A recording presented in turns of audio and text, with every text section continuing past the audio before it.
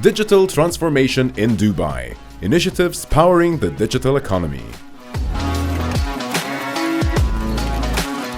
Once again, welcome to this session of the AIBC Summit. It is Digital Transformation in Dubai, initiatives powering the digital economy. I'm Shafeeq Qureshi, your moderator, and I'm a co-founder at 𝐒𝐭𝐨𝐬𝐧, which is an advisory and consulting firm focused on the crypto and blockchain space. Currently, I'm building the cryptohub.com, which is a platform to curate early-stage crypto and Web3 projects and connect them with investors. And basically, I moved to Dubai 2 years ago, like some of us here, I believe. I wish there were more people in the audience, but after Gary Vee, I think it's a bit of a challenge to be competing with somebody of that stature. So we're very lucky to have with us some excellent panelists with diverse industry experience in the space of digital economy, fintech, and traditional finance, working all the way from governance, policy making, and funding. I do see I have an additional panelist here, which I wasn't aware of before, but I'll need your help for introductions, please. So I have Faisal Alshehhi on my left, who's the Manager Digital Economy Acceleration for Dubai Chamber of Digital Economy.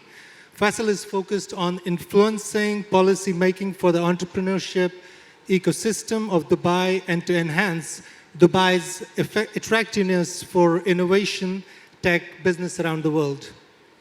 And we have Josef Holm, who is actually the gentleman there in the suit. And Josef is the founding partner at Draper, Goren, Holm, a blockchain venture studio and fund he founded in 2018 with Tim Draper, Alan Goren. And I believe Josef moved to Dubai last year with his family. Yeah, about 2 years ago, same like you. Nice, nice. So, and I have Kassem Lahham, who's the CEO at Bright Wealth Banking. He's a startup entrepreneur and banking consultant in fintech and blockchain. If you don't mind, would you, I'll start with you introducing yourself because I did not have your name in the panelists that I have. Okay, yeah, sure. My name is Meurer. I'm the founder of AMCrypto. I have also a hedge fund called 𝐉𝐨𝐢𝐬𝐬. I do liquidity mining. I work right now on a copy trading platform that is AI powered with some ex-Wall Street people that are world renowned. But I cannot mention names yet because we don't want that we get some competition there. Yeah, I have a YouTube channel and yeah, most people know me for my YouTube channel, AMCrypto. So you're Alex, right? Yeah, I'm a technical analyst. All right, sorry for that. And I think what we'll do is, if you don't mind, I'll have everybody introduce themselves. So we'll start with you, Faisal. Alex has already done his job, and then we'll jump to Joseph and Kassem. So Faisal, please. Thank you, Shafeeq. So I think the MC and yourself have done some good introductions. But I'm really honored to be on this panel and here on this event today to engage with you all. I know it's a late session this afternoon, and after Gary Vee, I think it's difficult to be engaging, but I hope we leave you with some practical and insightful information that can help you navigate and scale your business to Dubai. Thanks, Faisal. And Joseph, if you could just introduce yourself, please. Sure. So thanks for having me, and thanks again to Ayman for putting on a great conference. Always a pleasure to be here. So my name is Josef Holm. I'm a founding partner at Draper, Goren, Holm. We're a California-based venture studio and fund. Our partner is Tim Draper, very well-known VC from Silicon Valley. And I've lived here for about 2 years, leading our expansion into the area. We invest in super early stage startups, so we try to be first check into pre-seed, seed, and then follow on the Series A round from the fund. And it's a pleasure to be here. Thank you. And Kassem, if you could please introduce yourself. Yes, thank you. My name is Kassem, and I'm CEO of Bright Wealth Banking, and also board member of Swissbase, which is a crypto exchange in Switzerland. And mainly we advise customers, high net worth individuals, how to structure, how to set up not only crypto exchange, also how to structure their future in the digital world. Thank you very much. So basically, I'll just outline a summary of my understanding of this space before we lead on to the questions. As I understand, over the past decade, Dubai has been positioning itself as a leader in digital transformation, and in recent years, there have been various initiatives and policies such as the D33 strategy, Dubai Smart Cities Initiative, Dubai Blockchain Strategy, and various other initiatives with a focus on utilizing and providing the right environment for cutting-edge technologies such as artificial intelligence, blockchain, Internet of Things, cloud computing, and Web3 to meet some of those objectives. These technologies have played a critical role in powering Dubai's digital economy, enabling innovation and creating new opportunities for growth and development. So in the next 25 to 30 minutes, we will explore some of the key initiatives that are leveraging these technologies to transform Dubai digitally. We will also discuss the challenges and opportunities facing the city as it continues to adopt these emerging technologies and explore how Dubai can continue to grow as a leading hub in the world. So without further ado, I would like to open the floor to our panelists to share their views. I hope I'm not too loud, huh? Is it okay? So my first question is for you, Faisal, because obviously you're part of the Dubai Chamber, and a lot of the stuff that I just mentioned has been initiatives that have been taken by the government and the Dubai Chamber, and you're managing a lot of those things. So my first question would be, how does the new D33 strategy support building the digital economy further and driving innovation and growth? And if you don't mind, maybe for the sake of the benefit of the audience, you could just briefly explain what the D33 strategy is. I don't mind repeating the question if you want. Thank you, Shafeeq. So earlier this year in January, Sheikh Mohammed bin Rashid Al Maktoum, the ruler of Dubai, he launched the D33 strategy of Dubai. And basically with a very ambitious target to double Dubai's economy within 10 years. So and really, like, talking about that, the strategy itself has identified 100 future progressive programs to help achieve this vision. And basically 10 of these projects have been already announced. And when I looked at them after the announcement, I realized 40% of these programs actually cater toward the digital economy and supporting the digital economy growth, from attracting unicorns to Dubai and placing Dubai as a digital economy hub for the world, to scaling up tech businesses from Dubai globally. So really, my role within Dubai Chamber, we really hope in the coming few years to have a proactive role into supporting, into achieving this D33 strategy. And how we want to do that is through various programs and activities. And maybe I could use this opportunity to highlight one of the really upcoming events that we will be hosting in October this year, called Expand North Star, which is aimed to be the largest startup event globally. Thanks a lot. Thank you.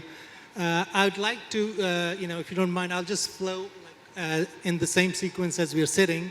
And Alex, right? Alex. Yeah. Yeah. So if you could just tell us a bit more about what you're doing, when you moved to Dubai, and how do you see contributing to this whole sphere of digital economy? I know the digital economy is a very fast-moving space, and the terminology keeps changing.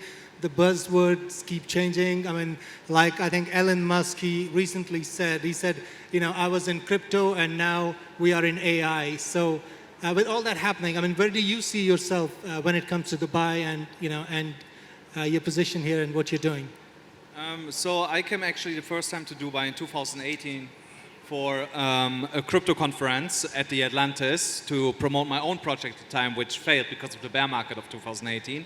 And I did not like Dubai a lot, because I came with the expectation that Dubai is cheap from what I read, and it was of course, the inverse that happened. It was really hot. It was August.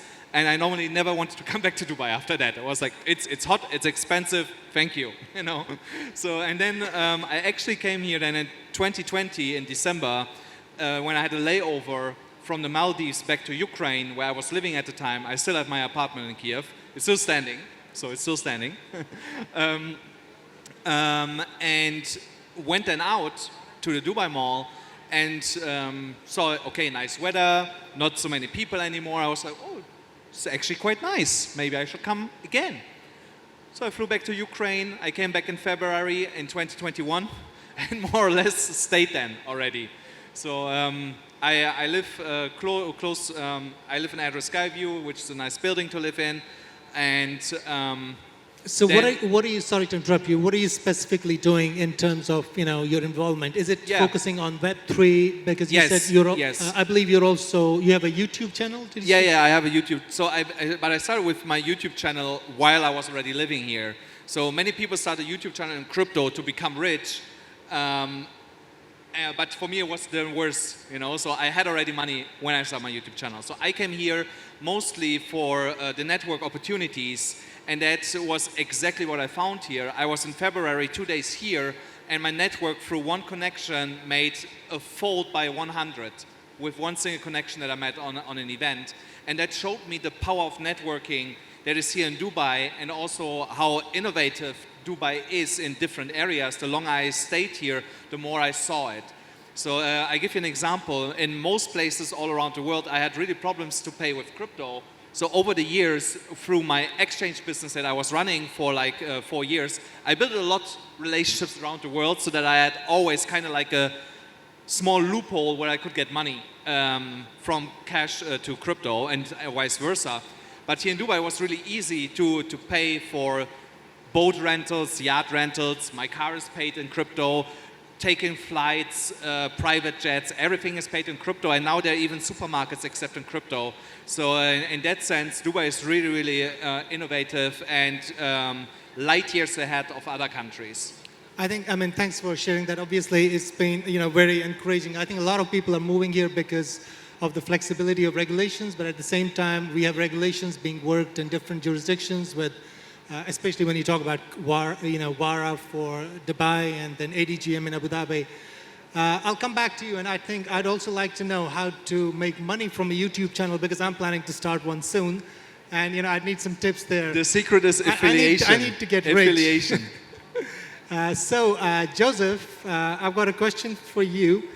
In what ways, obviously, I mean, with you at your company, it has a long name, Draper, Goren, Holm, and you've been very involved with startups and the Web3 space.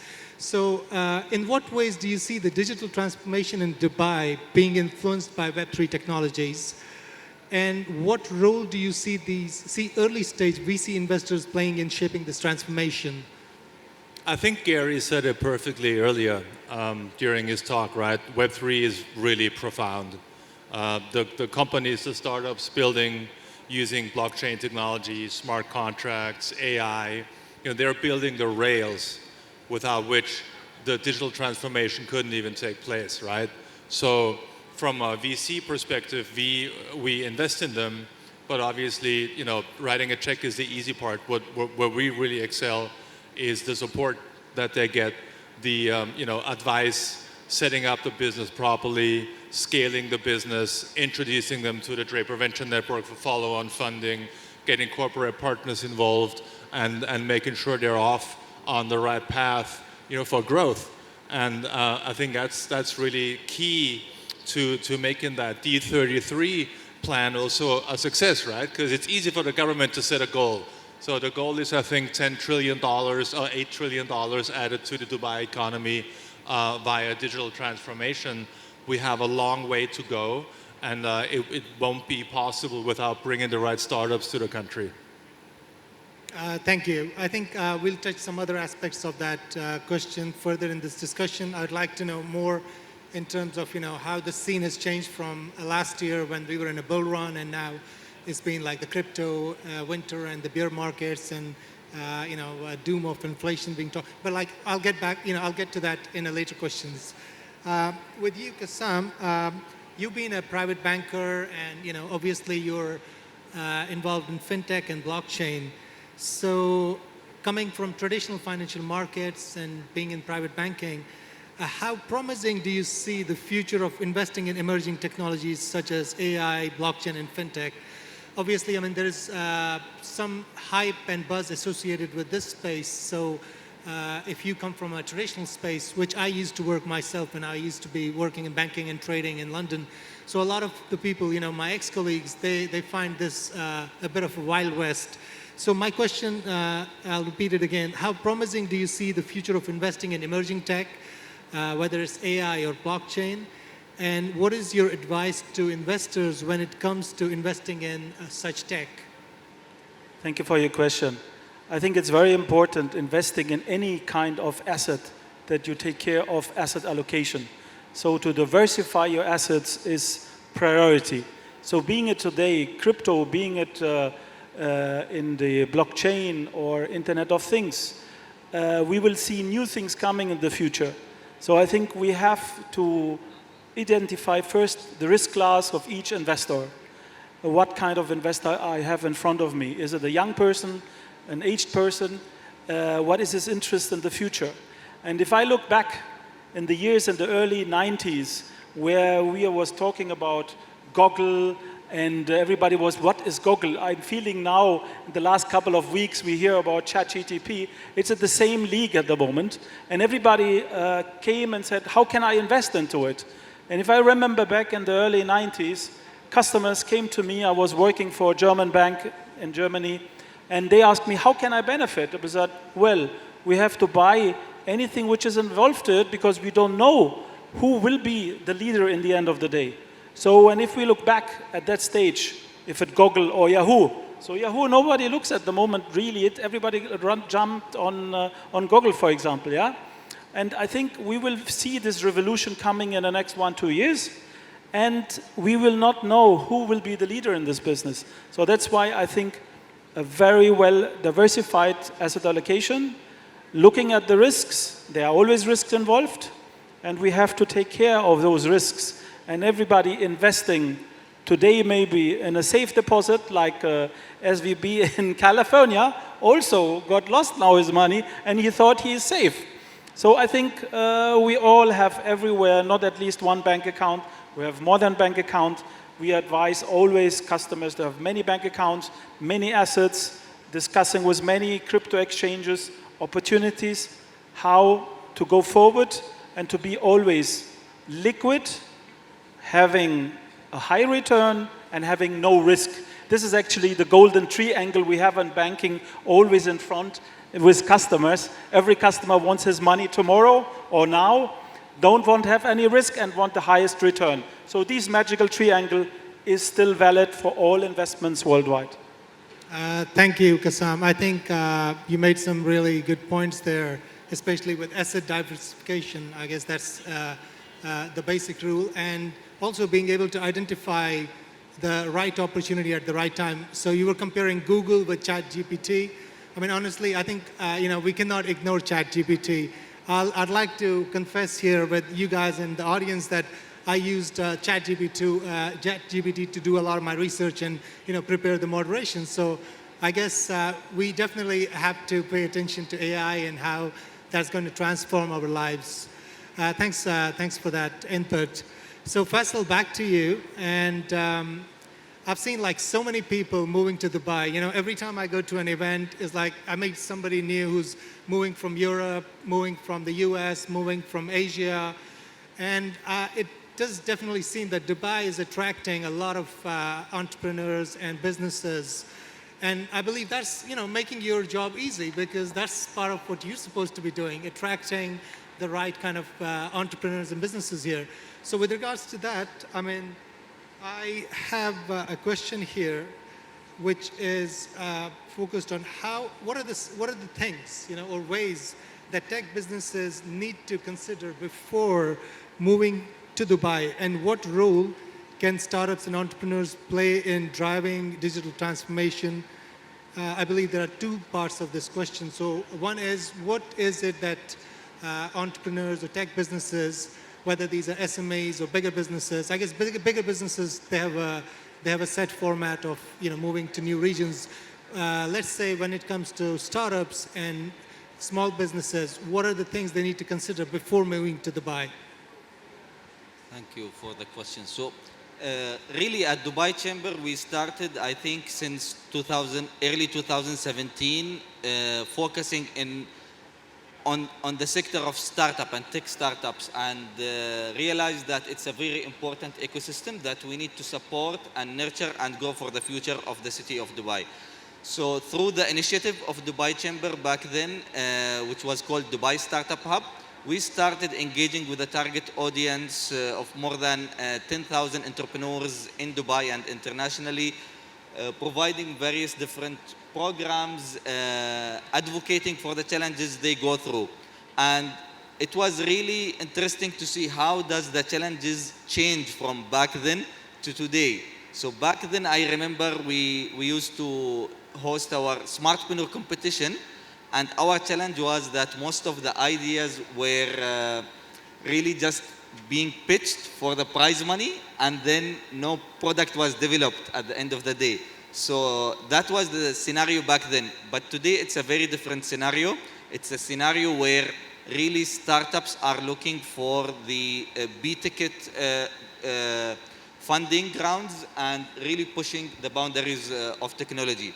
So when we talk about what are maybe some of the tips that I would like to convey to any startup and entrepreneur who are thinking to scale to Dubai, the first advice I would give is really to think of Dubai as a global launchpad. Dubai is not a great city because it has a huge number of target audience. We are only 3 million city. But the potential of Dubai is using it as a launchpad to grow globally. And as Dubai Chamber, we have the Dubai Global Initiative, where by the end of 2024, we will be having 50 international offices around the world to support tech businesses in Dubai to grow internationally. And today we have it around 15 global offices from India to Africa to Latin America.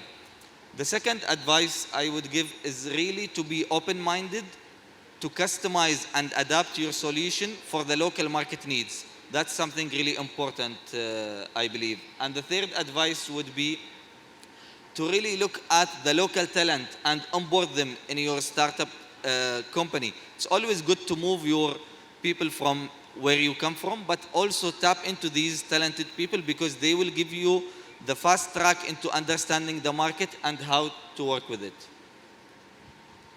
Thanks. I think you mentioned talent, and that answered the second part of the question. That would be also when you're hiring local talent, you're contributing to the local economy as well. I think, Alex, I need to think of a question for you because I hadn't planned it earlier. But when it comes to Web3, I mean, or AI, what is your focus and how do you think we should be looking at contributing to this space? My main focus right now in Web3 is to build the projects that I have, and so to build the projects that I'm working on.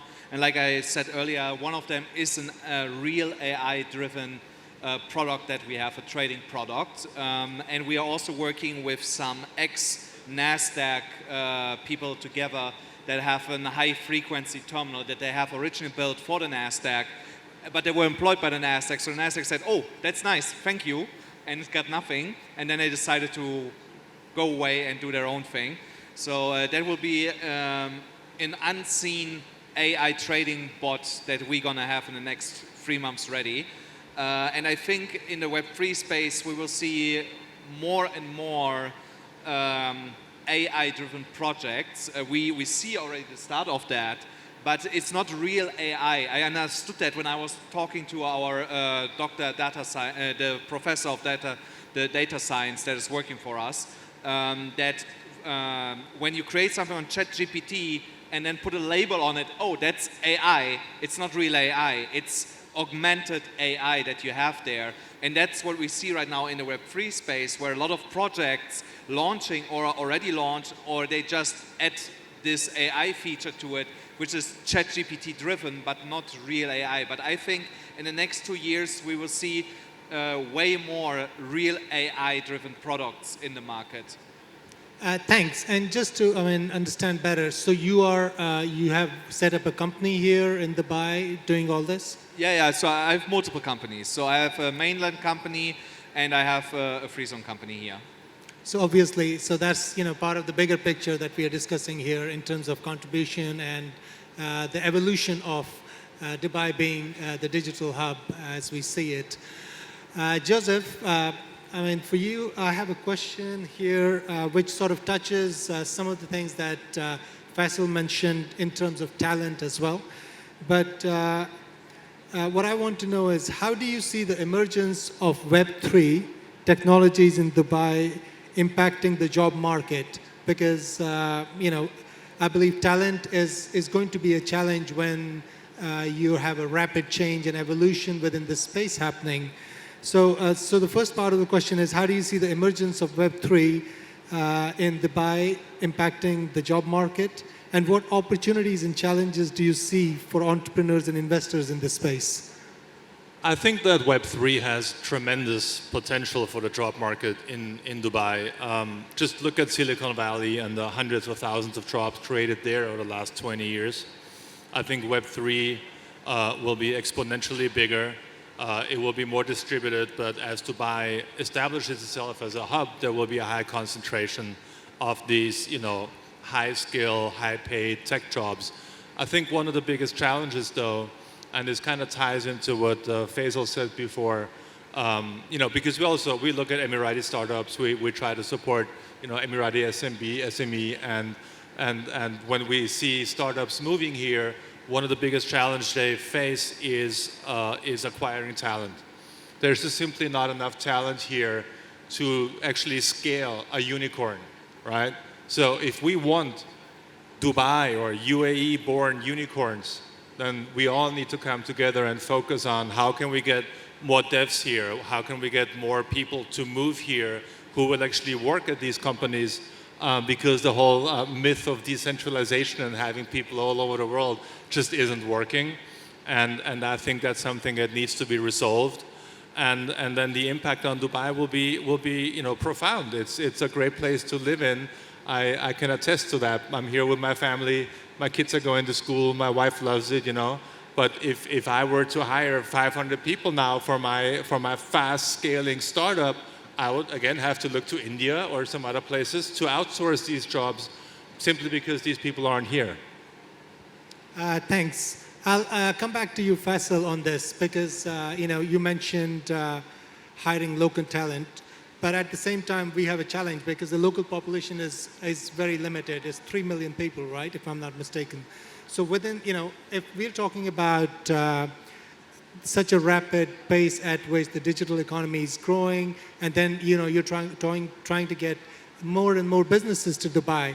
So do you feel a challenge there when it comes to the job market and a lack of skilled people in Dubai? So definitely, there is a gap that we all know, I think, in Dubai, that there is a lack of number of tech or CIOs or IT-driven people with IT background. And if they are available, right now, the cost of hiring them might be a little bit unjustified. So what we think is the approach of the government has been in various perspectives. So one is to really focus on developing more talent from within either Dubai itself or even around the Arab world. And we have the initiative that was 1 million Arab coder that has been launched, and the Coders HQ in Emirates Tower. So we are working on changing the culture and driving more people into the pipeline. But at the same time, I think for the short term, we'll still need to rely on some other international markets. So what I have seen a trend of many of the startups doing here is that they onboard and bring on board their core programmers, but a limited number of them, and then more of the repetition tasks are given to those outsourced markets. And what I meant by my comment before of onboarding local talent is really when you enter a new market and you might want to speed up your knowledge of the market and how does the business work, that's when the local talent will really be beneficial to you, giving you those insights in a much faster way. Again, if I just make quickly, I agree that works, right, for super early stage founder-operated startups, right? I get a license at a free zone, I get 2 desks, you know, I work from there. But if I need to hire people, there aren't enough highly skilled Emiratis to even hire for my business. Like I can't do it from here, and we won't be able to build the next Google and the next Facebook out of Dubai if we can't hire 15, 20, 30,000 people in a year. The other problem is that these high talented people here in Dubai, they are most of them, they have already businesses running. That's what I'm saying. Those are the founders, right? Yes, the founders exactly. aren't going to come work for you, right? Yes. So we need the techies, we need the devs, Yes. we need the business developers. Yes, so we need to attract more talented people outside of Dubai to come to Dubai. Exactly. So, and only then 100%. you can scale. I think we agree on the same point, but maybe our definition of local is different in Dubai. Whenever we say local people, we mean residents of Dubai. And I don't mean the Emiratis. So I was referring to the local community. Thanks. I think I would like to throw a question at Kassem there because he's kind of feeling a bit far there. Just got interesting. At the same time, I don't know if Olga is still around because it says we're over time, but I guess if the audience is okay, we'll just continue for now. You guys are okay with continuing the session, I will make right? it short. You're okay with continuing the session? Because Are you talking to me? no, I said everybody is like Okay. okay. So Yeah, sure, let's go. okay, so I'll have this question for both. I'll start with Kassem basically, and then Joseph and the others can comment on this as well.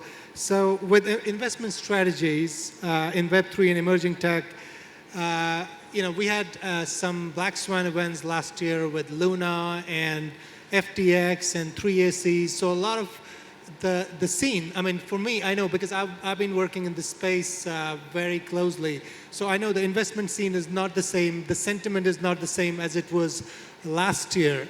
And I just want to know, how have the events of last year, following the crashes in the market, what would we need to do differently? I mean, I'd let Kassem answer that, and then, Joseph, you can take your chance. I think there is no straightforward answer how we can avoid any crashes or bad investment.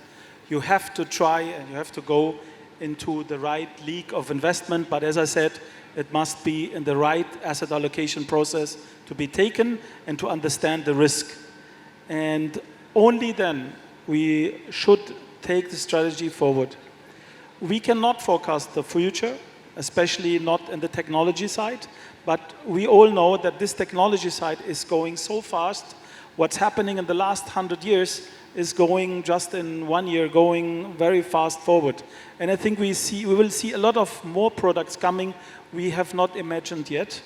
And I think we should be in the trend when we look at the asset allocation strategy, not only to have the classical blue chips, also to go into seed funds, venture capital funds, and startup funds.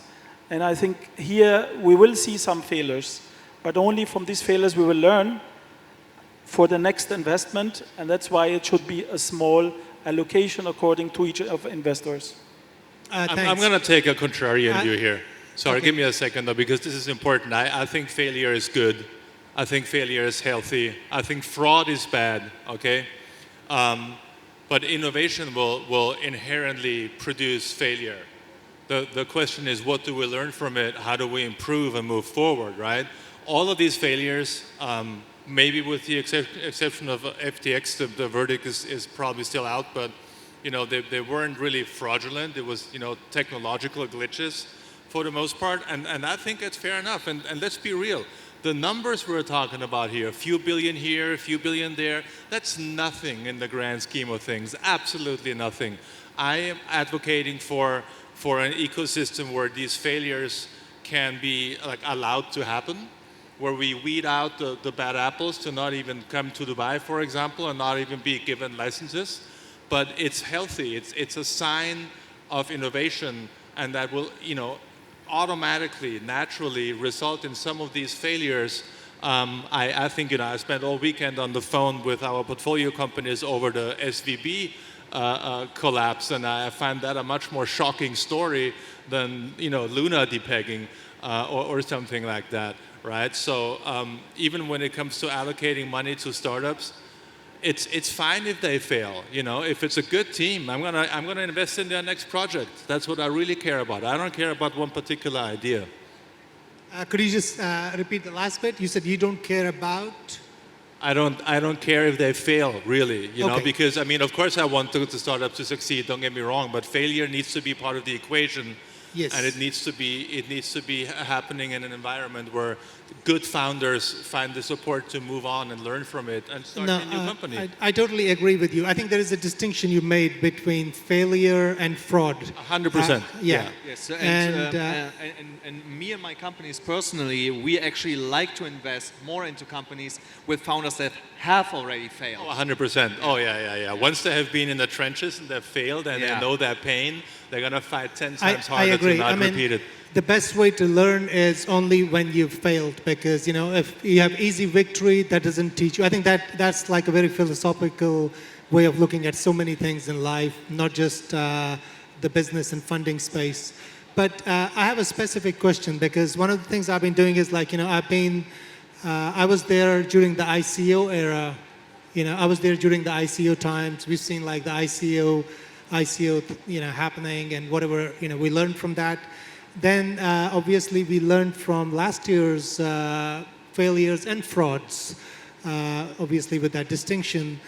One of the things I've been doing is I've been trying to, curate early stage projects and helping VCs like yourselves to invest in them. And I remember whenever I would try to, to get to the details of due diligence and the vetting that was happening, I got the feeling that there wasn't much happening. Is that true? I mean, that was my perception. So my question is that true? And do you think that's going to change now? I absolutely, wholeheartedly hope so. I think there are, two issues here. First of all, many VCs don't understand the tech they're investing. They may be bankers good at raising money, and then, they spray and pray. That doesn't really work. At Draper Goren Holm, we actually know how to, look at smart contracts and look at the tech, and we have a very thorough due diligence process, right? That's on the tech side. Now, the other side of the coin is Dubai and the way licenses have been given out in the past, and due diligence that was essentially, limited to checking out if a founder has a Facebook profile, right? I mean, I'm not going to name any names or anything, but there were free zones with startups that were very questionable that should have never been allowed in, right? So, and that's something that the government, I think, needs to impose stricter rules also for the free zones to get their act together and to do proper due diligence and not only focus on renting out desks, right? That's the other side where we as VCs, that we can't do much about that, right? But our due diligence process is very strong, and that's why we've never had a fraudulent startup that we invested in. Have some of them failed? Yeah, but again, that's normal. Would you have invested in FTX if you didn't do? No, we have not invested in FTX, mashallah. Okay, that's a good thing. Faisal, let me come to Faisal, and I guess we'll continue because Olga seems busy. And Olga, we're okay? 5 more minutes. Do you want us to give some questions to the audience, maybe? Yes. Is there? So I'd like to give you all. I have plenty of questions here, but I'd like to give you all 1 minute each to maybe just have the last say in whatever you want to communicate to the audience, and a statement if you want to make so. Let's start with you, Kassem, because you've been on that end. Thank you.